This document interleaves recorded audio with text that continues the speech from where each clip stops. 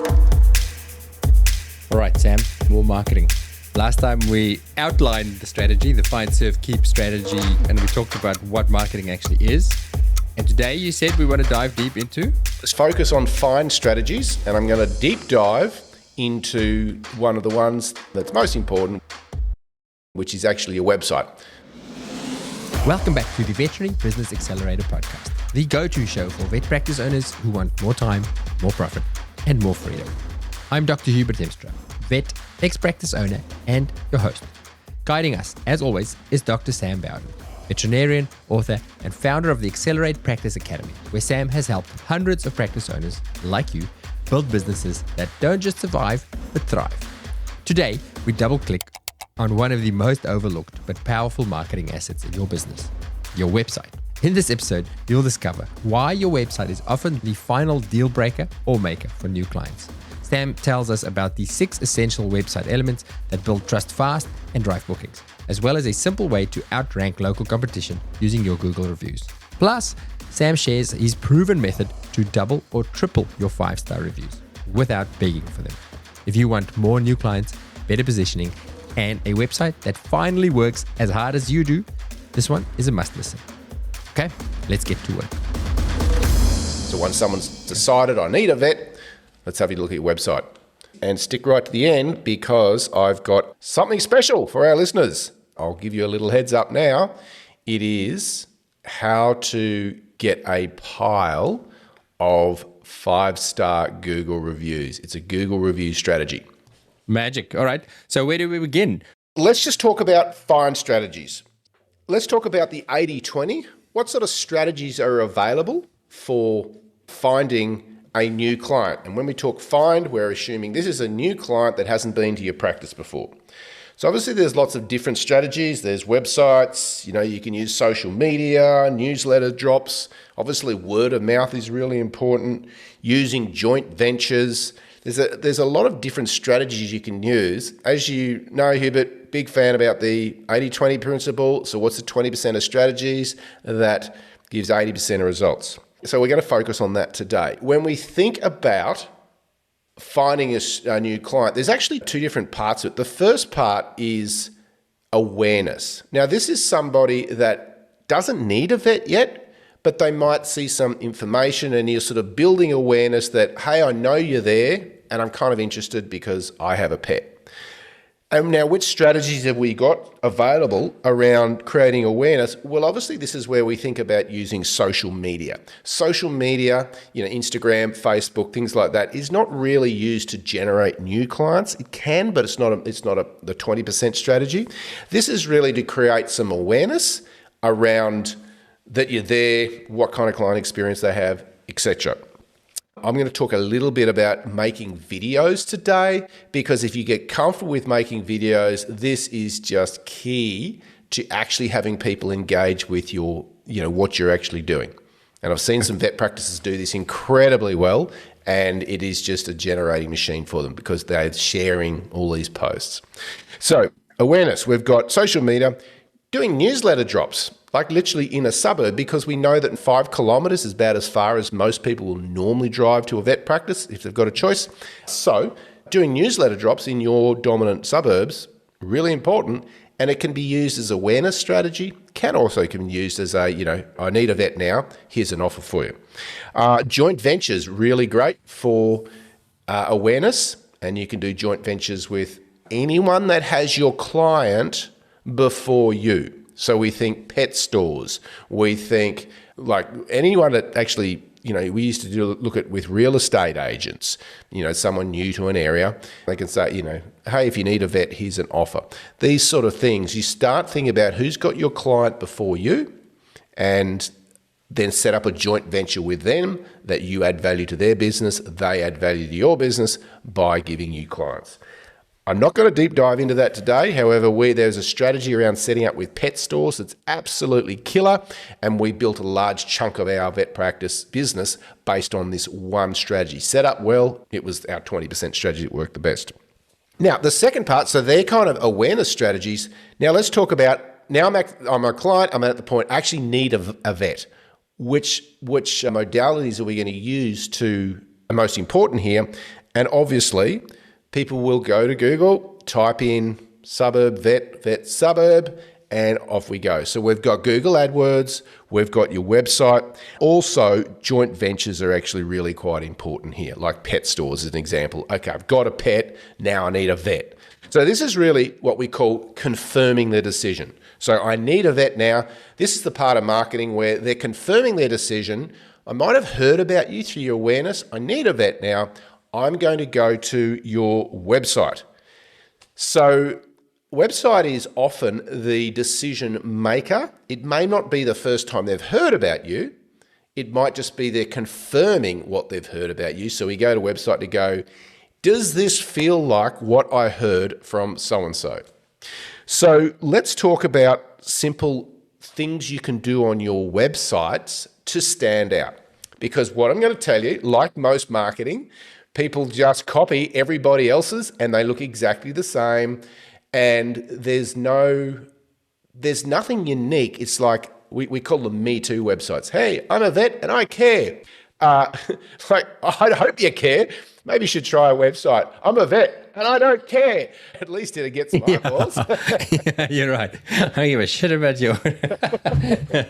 We're in it for the money. They lied. It's not all about the pet. So we want to stand out. And what I'll say is I've actually done quite extensive research around this because I used to own a website company called More Vet Clients. And we tested and measured for months and months using what's called heat mapping. And heat mapping is where you go to a website and you see where people are clicking and how long they spend on each of those areas and where they're scrolling. So what it tells you is what information is important, what are people looking for, and what's determining whether they go ahead and book an appointment with you or not. So out of that, we found there's some pretty important elements. Element number one, and I'm going to walk through 6 different elements, and we'll just talk a little bit about each one of those when you're thinking about websites. So if you're listening in, it might be worthwhile even having a listen to this with your website in front of you, and you can do your own audit. So step number one is your website must reflect you. So the saying is, fish stinks from the head down. So the business owner, the leader of the business is really, that's the temperature, that's the, if you like, the vibe of the website. So if you're, a really fun kind of practice and then you have a really professional, it looks like it's really, very rules and rigid, it's not in integrity. So people will get a little bit confused. So what's important is it really should reflect you. It should be the same sort of tone. And they talk about what's the tone of your marketing. So the first thing that you need to have, that is the single most important thing on your website, and very, very, very few vet practices have it. And you'll know why when I tell you what it is.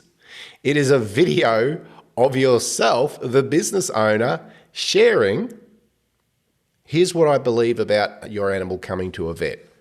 So we know that what people are looking for when they're going to a vet, they have, for the first time, they have a few primary concerns. And number one, and these are elements you need to have on your website. Number one is, do I actually like this person? Do I resonate with them? Are they my herd? Are they my tribe?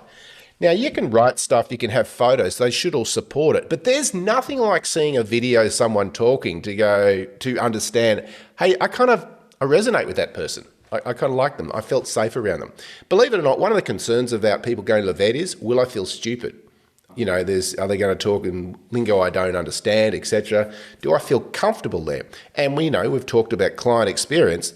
The most important thing when someone gave it a 10 out of 10, client experience was, I felt that they were friendly and they cared. So obviously this is an important element to have on the website. So number one is their concern is, will I like you? What things will support that? Obviously a video. Number two is good photos of your team, a friendly photo of your team. And look, pretty professional. They should all be in a uniform rather than, what they got up in this morning. And a little bit of a blurb around them and something that's personal around them. Now, a lot of people have that. I think the photo tells a lot of stories. It's like, does this person feel like I could trust them? Question around a video quickly. A part of me goes, okay, yeah, people who are going to like me are going to like me and they're going to come to me. But what if they don't like me? Like if I make a video and they watch and go, oh, he looks like a dick, I'm not going to go to his practice. Well, what I'll say is whenever you make a video, 100% of people think I look like a dick and I sound even worse. I've had obviously because I've done a lot of editing of the stuff we've done, I've watched myself on video for days and days and days. And you're just like, oh gosh, why does anyone listen to this? We're just our own worst enemies. We're our own hardest judges. Let's talk about a video and producing a little bit. Number one is, why is it important? Because someone can get a real taste of what it's actually like. Number two is, no one's doing it. So, at this moment in time, when you can see and speak to the business owner or have them talk to you before even going there, it's pretty good in confirming, feels like a nice person. And let's face it, most vets are incredibly nice people. Why not put that out there? Why not be promoting of that? So when you're doing a video, it can be really simple. It doesn't have to be flash and get big professionals in. You can literally use an iPhone on a selfie stick and walk around and, introduce the team. Hi, I'm Sam. I'm from the Twin Towns Vet Clinic. We believe it's really important that you feel comfortable with here. We're a country vet in the city. And that's why we'll have smiles on our faces. And you can literally turn around and there's the team going, hi. Now, remember what I said, you've got to keep the integrity the same. It's your personality of your brand. It's your tone. So in our business, that was kind of the tone. We were kind of fun and friendly and those sort of things. We know that people resonate with that. So I think a lot of people get so hung up about looking like they're professional that they try and make these ridiculous videos that are going to cost them 10 grand. It's just unnecessary to start with. You do that down the track. Don't worry about it. Just get a selfie stick and an iPhone. The other elements that you want to have is on the video, don't say we care because everyone assumes you care. Tell them what you do that demonstrates that you care. So your link line there is, which, we believe that coming to the vet should be, and our thing was we're a country vet in the city. We believe the animals should be, really relaxed, which is why every pet gets a treat. And we get on our knees and make them feel comfortable. So what you're doing is you're demonstrating things that we do. Oh, if you did that thing, the client should understand, oh, wow, that's really good. Geez, they must really care. One of the best lines I've ever heard on a video, and it was a ripper, and it was, professionally done. And then there's this guy, he was a vet, and he said, I've got 25 years of experience in general practice. However, what I consider most important is not to show how much I know, but to show how much I care. Boom, just mic drop. It was so, and people got it. They're like, wow. And I mean, that video has been there for 10 years and it's still still going great. And as an aside, it does also insinuate that I do also know a lot. Yeah. So it's very nice. I like that a lot. Yeah. And I think a good video, what we measured is people will watch it for around about a minute 20, then they're out. Right? So you want to keep it to a minute 20. Ones that go for 3, 4, 5, and we see these lovely professional things, it's just too much. People just aren't going to stick around for that long. So you've got to make it pretty short and punchy, and it's really about you. It's about what you're going to do around client experience that shows that you care. So that's the thing with videos. What I would do is when you're doing a video, you might do it 20, 30, 40 times till you go, I can live with that. You're not going to get it perfect, but it doesn't matter. People would actually prefer real. They don't want some polished thing and everyone's got lip gloss and, perfectly styled hair. Be real, be you. Okay. What we found is, by the way, when you put that on, it increased conversion rates to a booked appointment. So we know by putting a video on, it increases conversion rate. So this has all been tested. This is not just theory. Here's the second thing that must be on your website.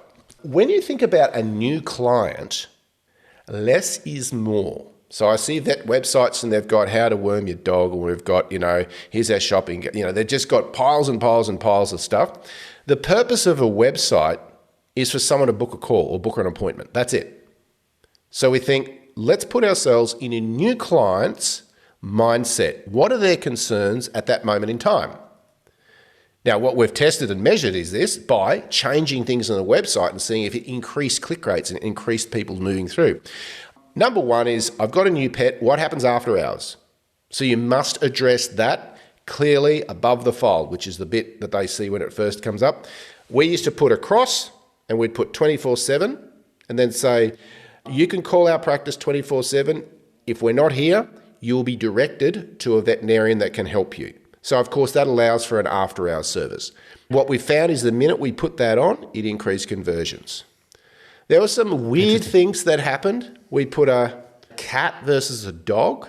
An image of a cat increased by about 16% conversions. Ridiculous. Interesting. So did you convert to more cat bookings? No, not necessarily. It was just we were looking at numbers of phone calls being booked. So it was just interesting when you can test one image, when you can test one component at a time, you can see does it increase traffic?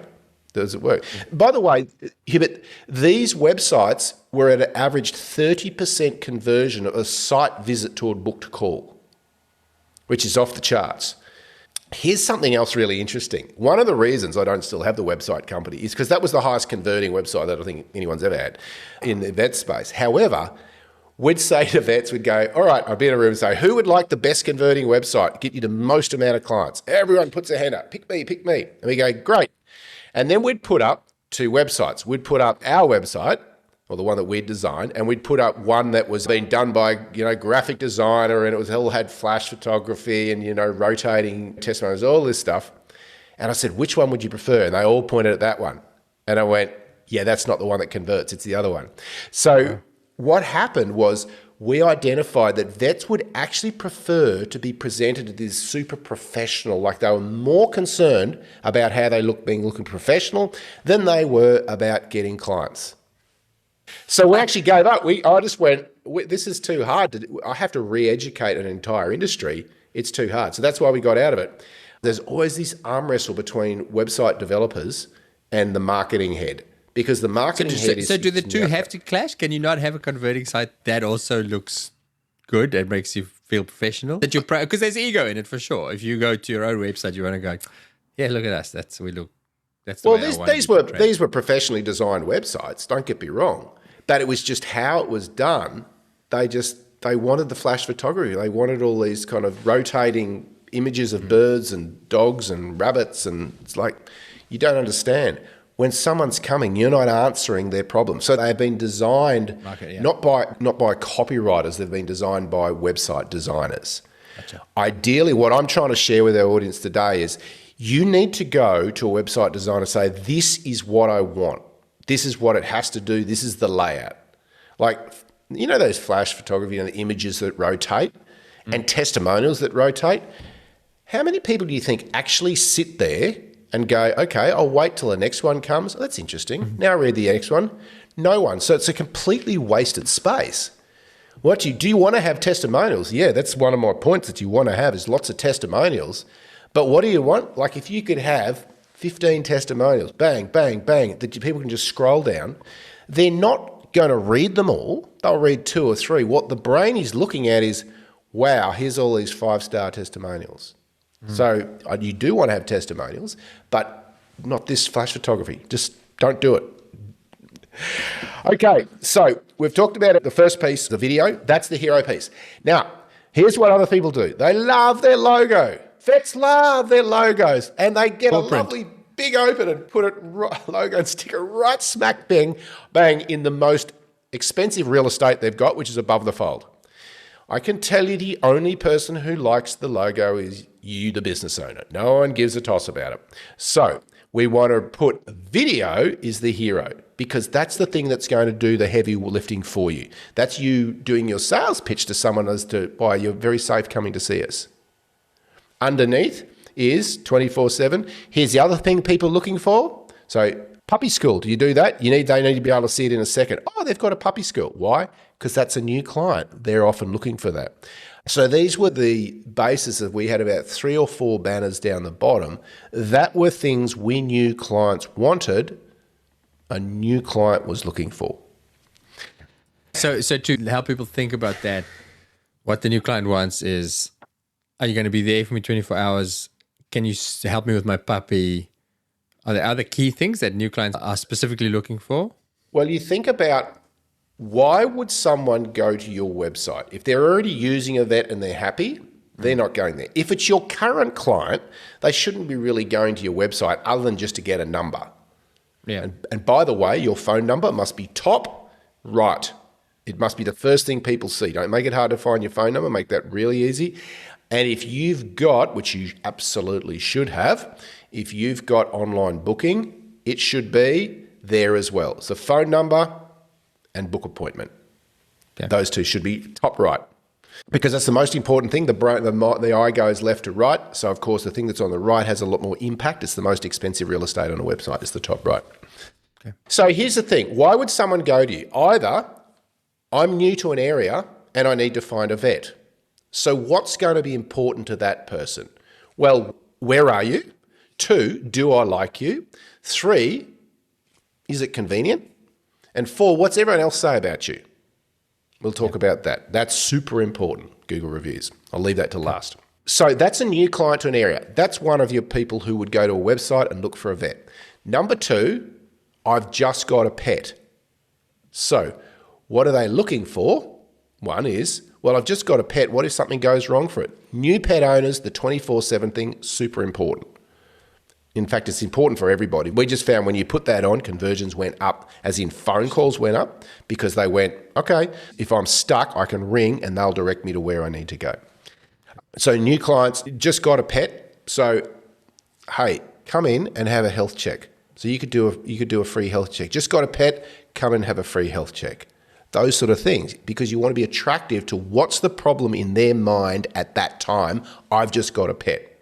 What can you do? Why should I come and see you? And the third one is, I've been using a practice and I'm not that happy. I'm thinking about shifting practices. What's important in their mind? Well, obviously, number one is, what does everyone else say about you? Obviously, they're unhappy with their service generally. And it'll be one of two things. It'll be the service or the value for money. So I paid a lot of money and I thought it was poor service. So they're the sort of things that you want to address, which is why we have a hero video there. It's so a really well-designed website will be thinking of my avatar. What's my new client's concerned? What's the different scenarios that they're a new client, and how am I talking to them? When you're using imagery, use real photos. Do not use stock photos, because straight away it's like, me too. It's just lazy. Period. End of story. If you've got an image there, put a little subtext under it. Like, if it's got a picture of the team, it might be, hey, meet our team, or here's our happy team, because it increases comprehension if you actually have something explaining what the image is. Yep. When you're doing images, do not, I think you get the point, use images that's got blood and guts. Like, I love it. They put on an image of, look at me in surgery, and here's this animal. People hate that. Don't do that. That's not what they go to a vet for. So don't do it. Even though you think you've got the flashiest operating theatre in Australia, who cares? You might take a photo of that, but not while someone's in surgery. What's the assumption is that you're a vet practice, you've got everything you need to do a top job, and you know what you're doing. That's just assumed by the audience. You don't need to really demonstrate that. You might reinforce it, but you don't need to make it highlight it. What you need to highlight is the client experience. We care. That's the gold thing. We've talked about don't use rotating images. We've talked about testimonials. How do you collect testimonials? When you have a client who's had a good experience, and often it can be a client that's been to you for the first time and they've had a really good experience, and you call them up and say, how'd you go? What'd you think? It was great. Oh, awesome. Just love some feedback from you. Be happy to give a little testimonial. That's when people are most motivated to do it, is after they've had their first really good experience, because after a period of time, that good experience becomes the norm and they're less sort of rave worthy. So that's testimonials. The more you've got on there, the better. My original mentor said, Sam, become a collector of testimonials, and I literally have hundreds of them, and I can just grab what I need and when I need. Takes me back to your last week. We talk about it's like a relationship. Get your testimonial after the first date, not after 10 years of marriage. Yeah, that would be interesting. Hey, what would you say about your partner when you first went out with them and now 10 years later? We could run a whole podcast on that here. That'd be great fun. Last one I want to talk about is Google reviews. And I won't go into how to get them because we don't have time, but I said I'll have a little bonus in a moment. So with the Google reviews, that is people trust Google reviews more than anything else. So testimonials is one thing. Google reviews is actually even higher. So when someone hears about you through your awareness marketing, they go to your website. What's the first thing they look at? Here's their path. One, I look at their Google reviews. I look at what the number is, like what rating out of 5, and then I'll probably read 2 or 3. The next step, when they click on website, they'll have a look where you are, obviously, and the opening hours. Next step, they click on your website and they're going to your video. From there, the next thing they will click on is staff photos. And they look through those. From then, generally, about 9 times out of 10, that's what they need to make a phone call or book an appointment. That's the path of someone going to a website. So if you think about they're the elements you've just got to have in order for someone to go, okay, this feels right. Yep, reviews say it's really good. I go to the website. I can hear you talking. I like you. Great. You got some testimonials there. You're ticking all the boxes of things that I'm worried about and I need. I now feel safe in booking an appointment with you. So become a collector of Google reviews and proactively, not just hope they turn up. Okay. So you had a question around websites? Yes. A couple of questions, but 2 questions about websites. You said less is more. A lot of people put blogs on their sites or educational videos and stuff like that. Does that feed? Is any point in doing that? Because it's a lot of work. No point. So does that not take us back to the job that social media, if somebody's Correct. Google searching old dog arthritis, are you hoping that the SEO is going to pick you up and say, oh, there's some information for you about old dog. Oh, cool. I like this vet. Because vet's a bit unique, it's demographically so important, as in, well, that's good. There's a vet in Western Australia that's talking about, arthritis in dog. That's super. But I live at the Gold Coast. I'm probably not going there. So the SEO, that's where SEO becomes really important. We talk about Google AdWords, where you need to have a Google AdWords expert figure out. And I'm going to tell you the search words is suburb vet, vet suburb. So they can do a certain amount of work around that. But what we found when we put more on a website, because we tested it, people spent longer looking at stuff, but it actually decreased the amount of bookings. Oh, really? Yeah. So I know it's counterintuitive. I'm not saying you shouldn't do it, but this is what you should be using your social media and your awareness for, is send that stuff out there. And then on your social media, of course, you've got links back to your website. But the purpose of the website is to book an appointment. So that takes me back to a question I actually had earlier about social media. It's exactly what you just said. Because social media is so global versus your service as a vet clinic is so geographically local. Yeah. Is there any point? Because again, if I put a viral post out about dog skin disease and 100,000 people watch it, does it matter? Who cares if they're not down the road from me? Look, to be honest, it's the last strategy I go to is social media. So I think you're right. Because for social media, you and me know it's a black hole for time. You can spend so much time on social media. Time. Are you going to get on your 80-20 usefulness scale? It's going to take up 80% of your time, but how many new clients is it going to bring you? Well, unless you've got it targeted and your social media set for a very, very tight demographic area, which you can do. You can tie it into a very tight. So what I would do, we talk about videos. If you get comfortable doing videos, you make a video that goes out to your database. So your email, every one of your clients every month gets a video from you. Yep. But you can use that same thing and then put it on Instagram, put reels on Instagram and Facebook. To be honest, in most vet practices, I look at them spending a lot of time on social media and they're missing the biggies. They're missing the things that will actually work, which is why, because it's easier to do than shooting a video yourself. Most people are scared to death of shooting a video. I remember talking to one lady, she was in our mastermind group, and I said, right, you're about to make a video. And so we have a quadrant, like there's 4 steps to it in order to create your script. So, and then you plug into GBT and it comes out really quite tight. So it gets your messaging really, really tight. And anyway, so we'd made the script, she's ready to go, and she didn't have a partner. So I said, I'll be a partner, I'll hold an iPhone up. And she said, I think I'm going to vomit. Like she wasn't kidding. She went, "Why?" Let me get that on camera. Let me hit record. I'm like, maybe we'll put that in the bloopers reel. Yeah. So It is awkward. It is awkward. I know, for my stuff, I'm quite comfortable talking to the microphone now. And every now and again, I need to make a video for something. And I still hate it. And I've been in the public sphere for a while now, and I still hate filming a video. I don't know why. As soon as I hit that record button, my brain drops about 40% of my IQ. I think that's just a matter of reps. It's just you get used to it. I was the same. I used to hate it. And then now you sort of forget. What I do is I pretend I'm actually having a conversation with one person. So I think about my ideal client. I start talking to them. But honestly, when I'm shooting a video, I don't expect to get it right. Like, I'm used to shooting them. But, it might take me 5, 6, 7, 10 takes till I go, yeah, that felt natural. I didn't suddenly put on my video face, "Hi, I'm Dr. Sam Bowden and I'm a robot." That was very well done. That's exactly what happens. Yeah. I know you stop being you. You start trying to be this weird professional vet. People don't want it. They want to know, I want to talk to you, but he's a good bloke. I can trust him. He's in for a laugh. And I want to know that'll make me feel comfortable. I'm assuming he knows what he's doing, because most people just assume you got a vet's degree. You know what you're doing. Okay. Gotcha. All right. Oh, one last question. I've heard this discussed often. Do you put any pricing on your website?